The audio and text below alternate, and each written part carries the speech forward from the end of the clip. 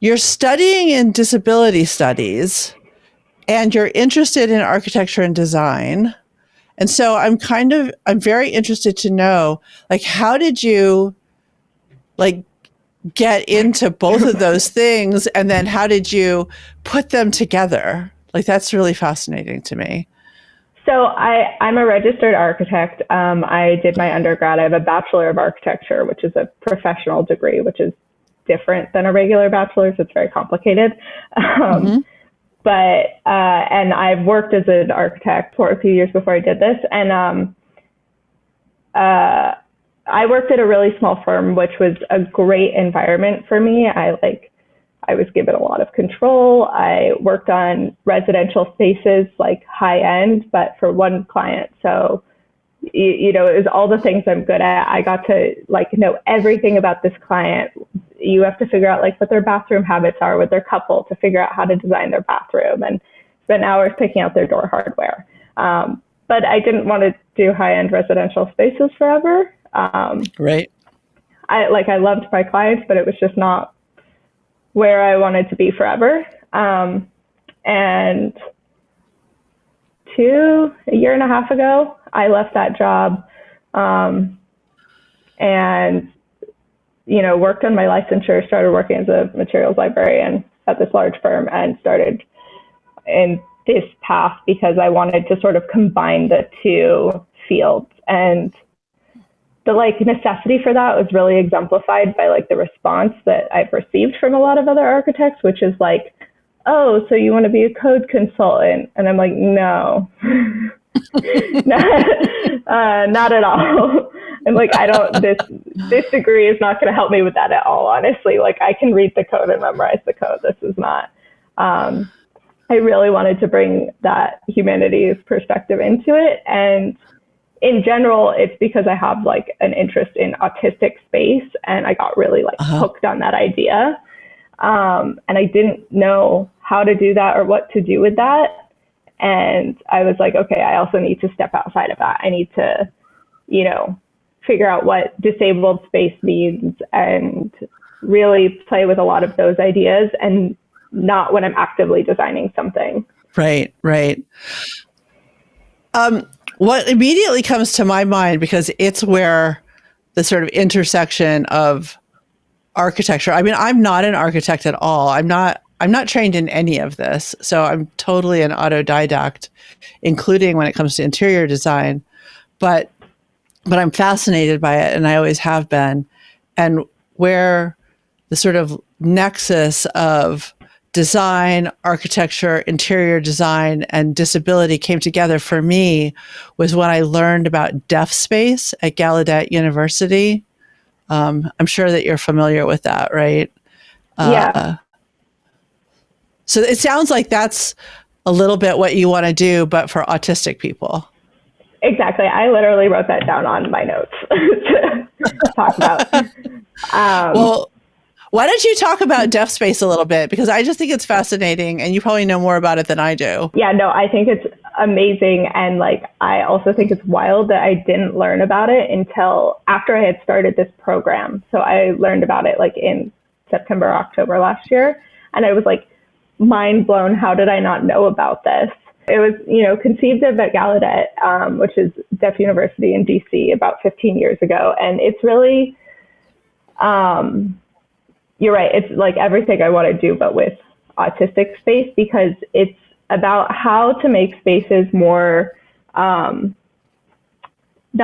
inclusive or accessible necessarily. Inclusive is more of a better word for deaf people, but how do we make these spaces more functional for deaf ways of communicating and living and going about life? So, and particularly they were looking at the university space typologies, but a lot of them are applicable outside of that. But, simple spatial interventions, some of them simple, but having automatic sliding glass doors at all the entrances to the building. Mm-hmm. So you never have to stop your conversation, your signed conversation, mid-conversation to, open the door, okay, you go through, I'll hold it for you.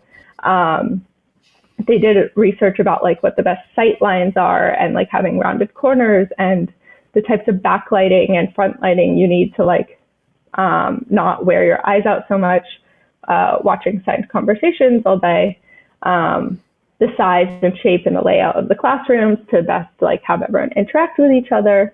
And so this is all about public space. One of the things I think is super interesting is that like there's a whole history of deaf families just cutting holes in their walls so they can communicate. Oh, wow. You know, long before HGTV was knocking out walls, create the open floor plan. Deaf families have been doing this to communicate across the household, which is amazing. Yeah.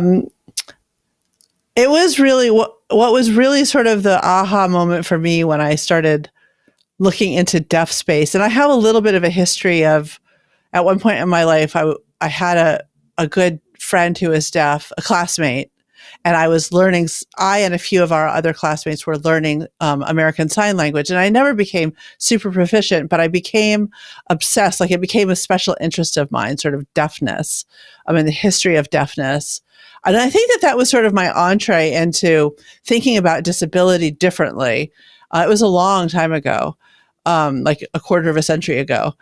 But then when I started understanding a little bit more about deaf space, I realized that it really is completely separate from our conceptions of accommodation or even, like you were saying, integration. And it really is kind of like the social model of disability from the ground up. Like, what would it be to start at the very beginning and build spaces that presume where the norm is that people are deaf, so that if we have to have accommodations, it's for hearing people, not the other way around, and like lots of glass, like you were saying, so that you can even have conversations from outside in, and lots of circular seating, so that there's always sight lines. And even what was super fascinating to me was like lots of wood,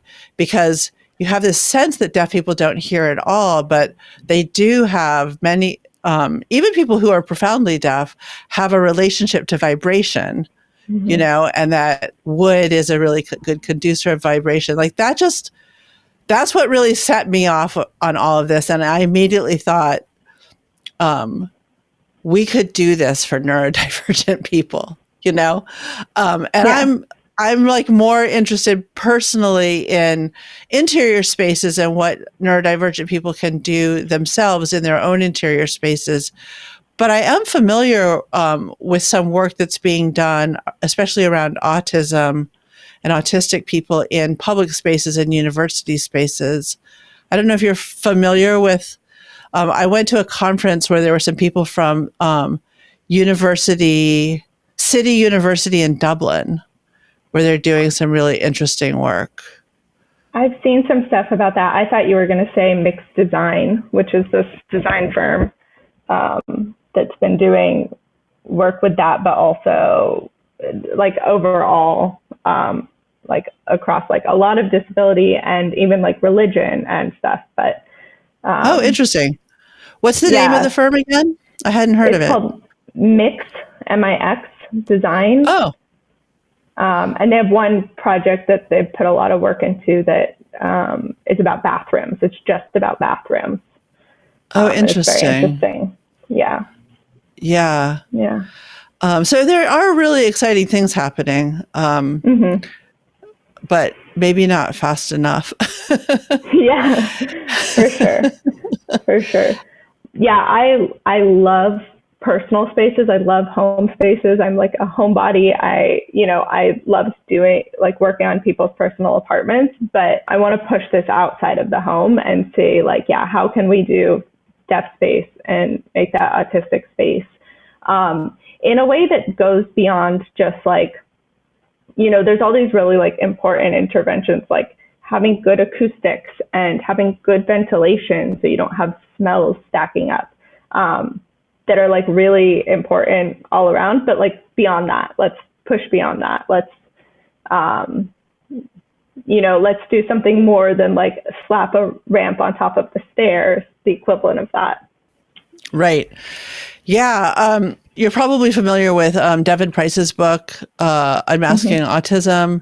He and other people are talking about the fact that I think Nick Walker talks about this a lot too, that there really isn't such a thing as neurotypicality. Like neurotypicality is kind of like this aspirational identity that we're all meant to aspire to, and that some of us, I like to call it normativity. Like some of us are better able to achieve than others of us are, but really it's kind of a broken model for all of us. And so I do think that, like, in terms of the kind of design that we're talking about, both in public and private spaces, I think that we need to think bigger, because I think most of what would be good for autistic people and ADHD people and other non-neuronormative people would be good for everybody, would be good for the whole world, you know? Yeah, and that's definitely true. And there's like some research about that. And there's also, you know, there's certain things that are conflicting, but there's ways to mediate. Like, one of my biggest beliefs about space and design and like environmental psychology, I mean, I don't know that much about environmental psychology. I took one class in my undergrad, but just about space in general is like that everything is information. And this isn't like a revolutionary idea, but it's like something that is really like a guiding force for me. It's like everything is information. Everything is information that we're processing, whether that's reading a book or the tag on your back is bugging you. And, you know, one thing that people talk a lot about for neurodivergent people is that like we have to sort of manually filter out a lot of that information that other people can just automatically do. The plane going overhead, the, you know, noticing that the tile seams are misaligned, the smell of something, or even just trying to like combine, like you see someone says something to you and instead of saying something directly, they, you know, say some big words. So you're trying to like calculate based on their facial expression and their tone of voice and their vague words and like trying to put that all together in your head, but you're having trouble doing it. So, you know, we have information processing, and then we have everything is information. Everything around us is information, and everything around us is communication. Like, spaces communicate things. So, you know, for us to have trouble in public spaces, we're saying, okay, what information is making this difficult? What communication of the space is making this challenging? Yeah, that makes me think about one of the things that I have been sort of playing around with, which is, this is more in relationship to our interior spaces, but it's obviously informed by our experiences in exterior public spaces, which is the idea that we are in a relationship with our space, and that it's kind of useful to think of it much like any relationship, you know, and that relationships require communication, and that you have to consider all of your communication needs in order to make it work, you know? So yeah, I like that. We've been talking on this channel a fair amount about this concept that we've been calling, sort of tongue in cheek a little bit, the myth of the bland autistic. I think that one of the things that we're trying to do is kind of dispel this myth. Not to say that it's not true for some autistic people. Obviously, we're all very different. But this notion that by definition, autistic people need and desire really beige, bland spaces. And I just wondered what you think about that and what your work has suggested about that. Yeah, so I'm just at like the very beginning of my research for my thesis. I'm still sort of putting together a question and like not even fine tuning it, sort of like macro tuning it. But like my working question or exploration at this moment is like an exploration of autistic people's experiences of visual stimuli, like specifically having to do with color and maximalism and things like that in the built environment, like particularly in relationship to like legibility of spaces, navigability, and like ease of orientation. Because you're right, there's this like myth, and if you read the like any of the design recommendations for how to create spaces that are autistic friendly, I don't love that phrase autistic friendly, but I also use it because I haven't come up with something that like is, you know, miles better. But they sort of, you know, it goes, okay, visual stimuli can be overwhelming. The answer is remove it all. And it's like, well, why don't you ask, like, what about this visual stimuli is bad? Or like, what specifically is not working? Or like, what is the issue? And instead they're like, well, the color red is overwhelming. Or the color, they love to say, yeah, the color yellow. And I'm like, well, I'm a yellow person. Like, I like yellow. And I also think it's funny because, you know, they say no bright colors. And I'm like, okay, well, how many like autistic people do I know who were like a purple kid or a green kid or an orange kid, right? Like those are the three colors that people really latch onto. And those are bright colors that a lot of other people don't like. So yeah, there is this like pervasive myth, and some of the research is better about saying like, well, it's not true for everyone and it depends. And some of it's less good about that. But I think the like better questions to be asking are about, ease of orientation and navigability. You don't see this a lot even in spaces, but you see that this has been studied a lot in graphic design of how quickly information can be communicated. You know, they have figured out that like the extra milliseconds it takes our brain to like understand an advertisement makes a difference. So they know how to like what difference it makes when you put a bigger font or the placement or the colors and just the composition, and that our brains can process it that much quicker and we're that much more likely to buy XYZ. But there's not like a ton of research about how we can more quickly orient ourselves to spaces, how we can more quickly understand them. And the solution that has been arrived at in these like sort of brief studies is just like, okay, we'll just like remove everything. Just like make it all bland. And that seems like I don't like to use the word lazy, but like it's a lazy solution. It's not, it's no one like really like tried too hard. Right. I'm so fascinated by this conversation. This is where I wish that I were more knowledgeable in the field, because I have a vague sense of what you're talking about, but would love to pick your brain a tiny bit about some of these specific ideas. Like, can you talk a little bit more about what do you mean, and you've hinted at this, but what do you mean by like the navigability of an interior space? I think you said the legibility of it, our ability to orient ourselves in that space. Like, can you talk a little bit about what you mean by those terms, and then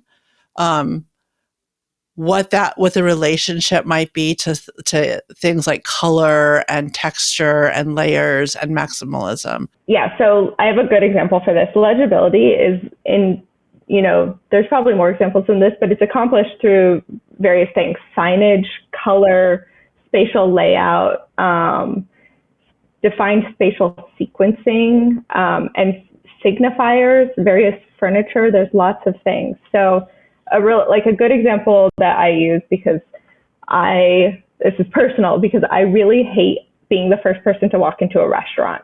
My partner knows to always walk in ahead of me, to give me space, or give me literal or figurative space to process the literal space.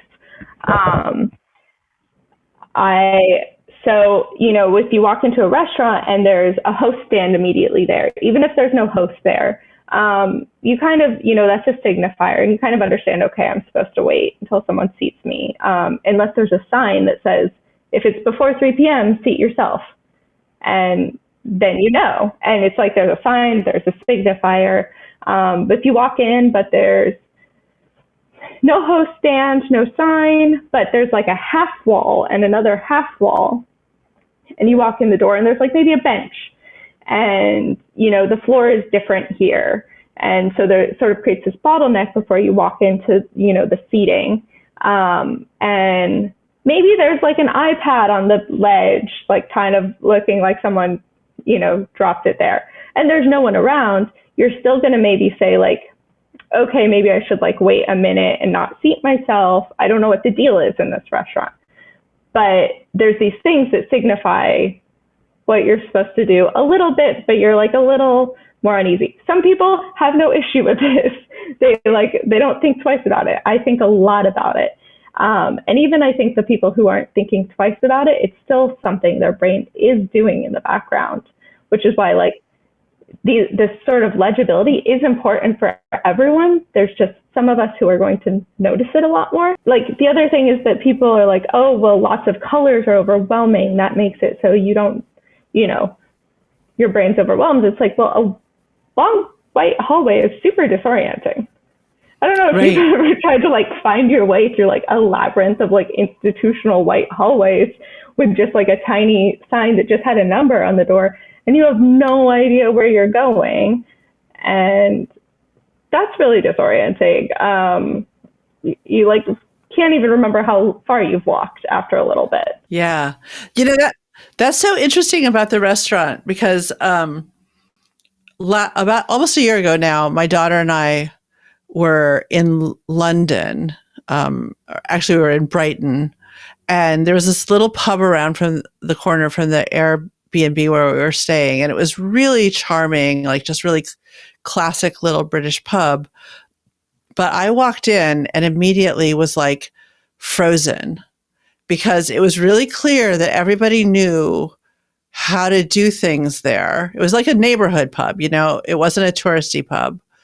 And it was equally clear to me that I had no idea how you did things in this pub. And so we just sort of stood there for a minute, and nobody came to seat us. And then finally, I think somebody like took pity on us and said, "Oh, you order your food at the bar, and then let them know where you're sitting, and they'll bring it to you." And I was like, "Phew."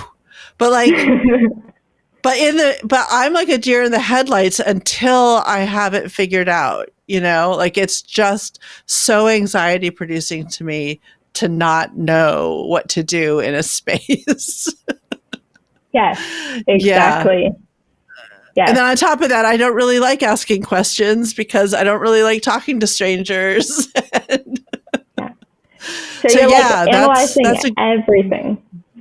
Exactly. Every single thing, trying to figure it out, and not wanting to get it wrong for whatever reason, I guess for a lifetime of having gotten a lot of things wrong.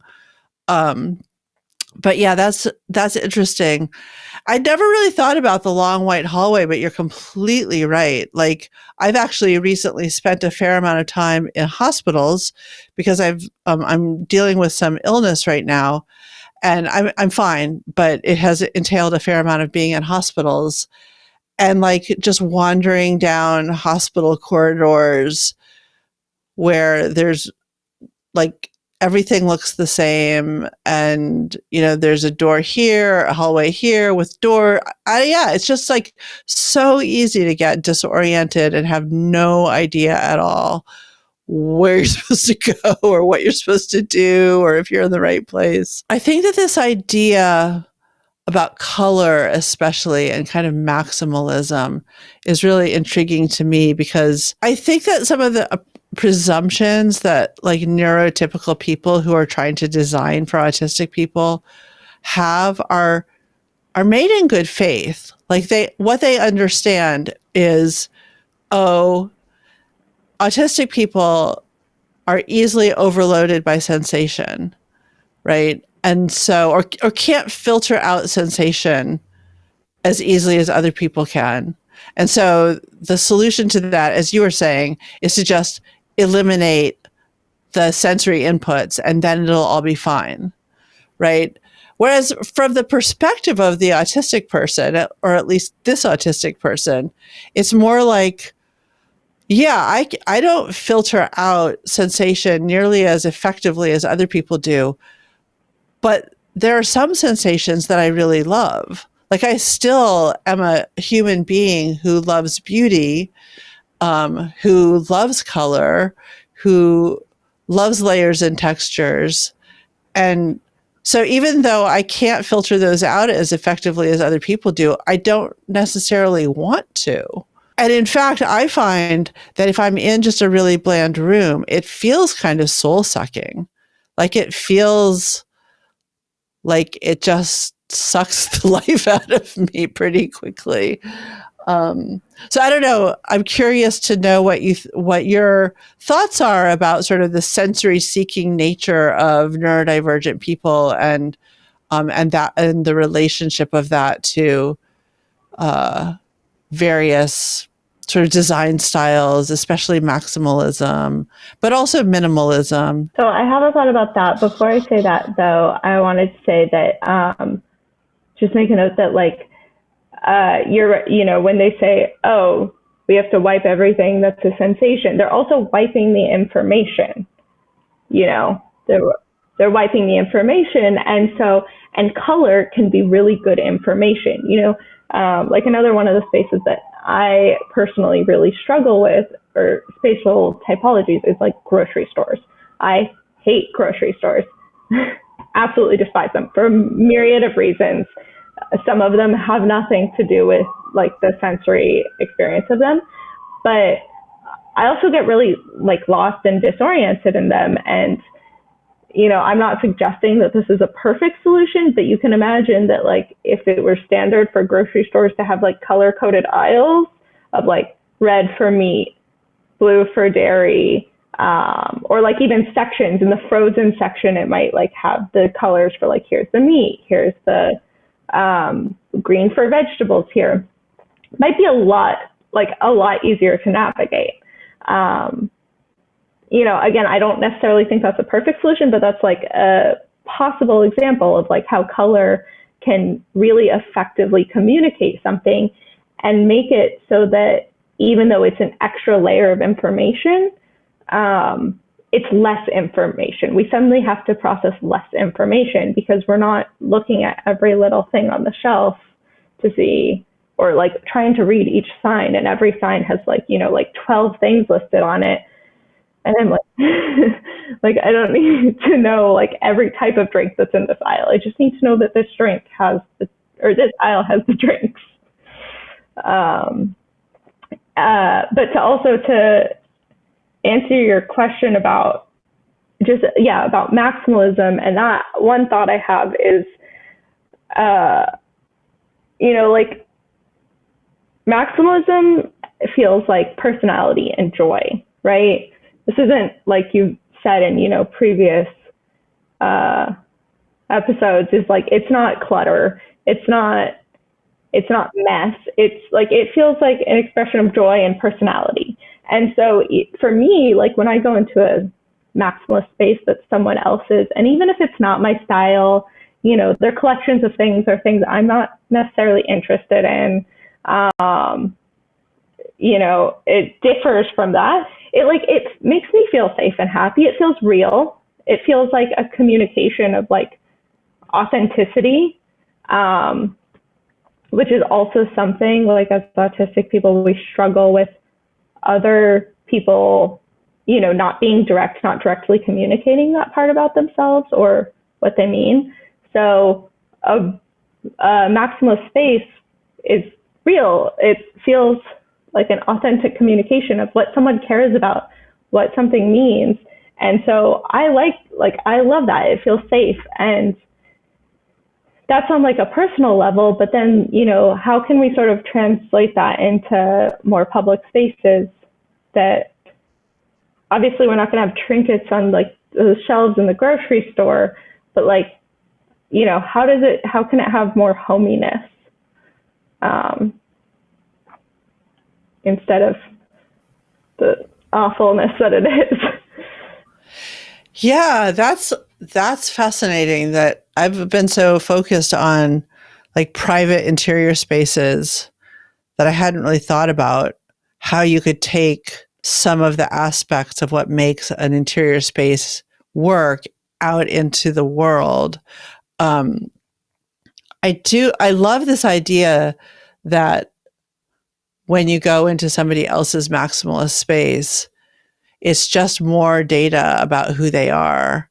And I do think that we often are confused, autistic people especially are often confused by sort of the conventional data that we're supposed to be able to kind of I don't know, figure out, right? Like I don't know, facial expressions, things that people say, like we're supposed to be able to like kind of collate that into something meaningful. And often we're not very good at that. And I find that like I can learn a lot more about something by perusing their bookshelves and looking at what kinds of books they read. And even if they're not the books that I read, I now know something about them. Or if they have a whole room with their chain collection in it, I have information about them and I can feel closer to them. Yeah, so I had never thought about it that way, but I really do like that. I'm wondering if you have other thoughts like I loved the ideas about color coding the grocery store. Like, oh my God, that would make the grocery store so much easier for me too.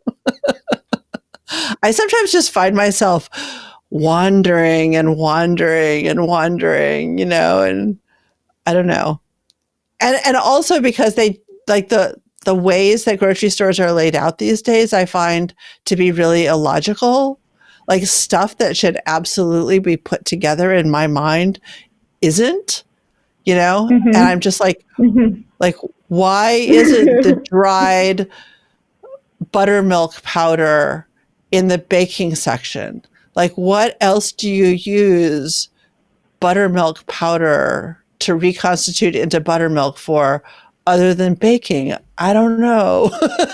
Or why is there rice in 4 different aisles? Like, how did they just Exactly. decide? And they're like, well, this one is like vaguely Mexican rice, but it's not actually. It's like some fake rendition of it. So we put it with the El Paso taco seasoning. And I'm like, the rice should all go together, guys. Together. Stop being Exactly. complicated. Like, why? And yeah, and I live in Brooklyn, and like our grocery stores are often like squeezed into these weird spaces. So they're like absolutely labyrinths. Like Yeah.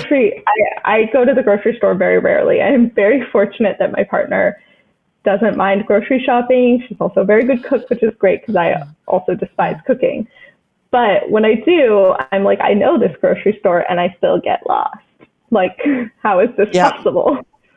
Yeah. Yeah. Um, Yeah. In my family, both my husband and I are disabled in different ways, but both of which make grocery shopping extraordinarily difficult. So we have actually taken to having our groceries delivered because it's been transformative. But I know that's not something that everybody can do. Um, but anyway, I'm wondering, are there other sorts of design considerations um, that you have thought of or have run across or are considering in your research that actually support autistic people as opposed to sort of supporting us in the ways that neurotypical people think that we need to be supported? yeah. So so there are lots that don't have to do with visual stimuli, and they're like a little less controversial in my opinion. Not to say that there isn't like some trade-offs in some of them, but they're a little less controversial. Like having good acoustics in a space Mm-hmm. doesn't mean that everything is silent. Like acoustics is like an incredibly complicated field and it's super interesting, but there's like all these different measures. But having good acoustics in a space is good for everyone. And the reason it's like not standard is because like it is actually pretty complicated. And like so, nowadays on big institutional projects or projects with funding or for universities, like you have an acoustician who is a consultant on the project, but that might just be in like the auditoriums or the theaters. or even the classrooms, but that's not in like the dorm rooms, you know? So there's all these things, or, you know, having good ventilation so you don't have a bunch of smells sticking or other things is also important. And, you know, having a really good lighting designer who can actually design good lighting and use the appropriately coordinating fixtures that don't flicker. Because it's not just about them being fluorescent or not. It's actually like all this electrical magic that makes that happen. Those are all really important and are supportive. And, you know, people do respond to those things. Like people, you know, make comments about those kinds of things when they're done well or when they're not. But I think the visual thing is the one that's really like the most controversial, both like in terms of not well developed, but also like maybe has like the widest range amongst, you know, what people need or like or will feel comfortable in. Because there certainly are people who want to live in a white box. I'm sure someone out there. And for beyond reasons that like maybe Kim Kardashian does, because it's like a symbol of, you know, status and wealth and whatnot. But right, maybe it actually makes them feel good. But to me, it all comes back to that idea of information and communication. So how can we use these colors and shapes and spaces and signifiers to make you walk into a space you've never walked into before, and it not take long to like put it together, to figure out, you know, for the most part, like a lot of us, we like going to the same places we know because we don't have to process all that extra information. You know, we know what to do when we walk into that restaurant. We know what we're going to order. We also know that we're supposed to seat ourselves and that after 9 p.m. they play live music. So like, don't go there after that time. But there's also places I've been that are new that I'm like, okay, I very quickly figured this out. Like I didn't like stand there like totally frozen. I was like, okay. And some of that was the people there, but some of that was like signage, but some of that was, you know, how quickly, I think like in terms of maximalism and that, I think part of it for me, that might be like a good element is like, it's still organized, it's still curated, and it's not like there's still quote white space. Like it doesn't have to be white. But so, you know, I have this crazy bookshelf behind me, but like my wall next to it is like just blank. And there's relief and there's like an understanding of like this as a unit, and it's like a single vignette. That's fascinating to me that you bring up white space that doesn't need to be white. I've never thought of it in those terms, but I've always described I love maximalism. But I'm realizing more and more that what I love is curated maximalism that like creates, like you're saying, sort of vignettes that are beautiful. But what I hate, at least once it accumulates to a certain point, is just mess. It's just like random, uncurated clutter that I find very visually distracting and even distressing, you know, almost in the same way that I feel about noises. Like I just can't stand, like, if somebody's talking to me and the radio is on and the dog is barking, like at least one or two of those things has to stop before I'm going to be able to like take in any of the rest of it. And the same thing happens to me with visual stimulation. Like you're right. It's a very specific type of visual stimulation. It's not just like mess and randomness, which I think is kind of the stereotype of what maximalism is. And I also wonder if, like, there's so much overlap among autistic people with ADHD. And I think that there is a little like sort of special ring of hell for those of us who are in that camp where like on the one hand we want curated spaces and some white space, even if it's not white. And on the other hand, we tend to be quite messy and have a difficult time actually maintaining those spaces. So I do think that maybe some of the sort of misunderstanding about maximalism is based in kind of the tension in those sort of different sensibilities and different ways of being. I was thinking to go back to what you were saying about legibility and being able to sort of fairly quickly figure out a space when it's new. I think that in a lot of ways that could also be true in our own private spaces, that like I think a lot of times we hit a kind of inertia because we don't know what to do next. We don't know like what the order of things is. We have a hard time prioritizing what is the most urgent. And then there's also for a lot of us that sort of out of sight, out of mind kind of phenomenon. And one of the members of Divergent Design Studios, who was on the live stream just a couple weeks ago, was talking about how it's really helpful for him to have like a sight line from his bed and his laundry, his dirty laundry, right to his laundry room. Like if he can see it, you know, as he's literally taking his clothes off at the end of the day, then it's much more likely that it's going to get to the laundry room and get done. And I hadn't really thought about those kinds of sightlines, but it's really true. If you have this kind of like out of sight, out of mind problem, or just like get easily disoriented, even in your own space, about what are priorities and what are urgencies. I think that what you were describing, like it's a kind of signage almost, right? To have just this visual sightline.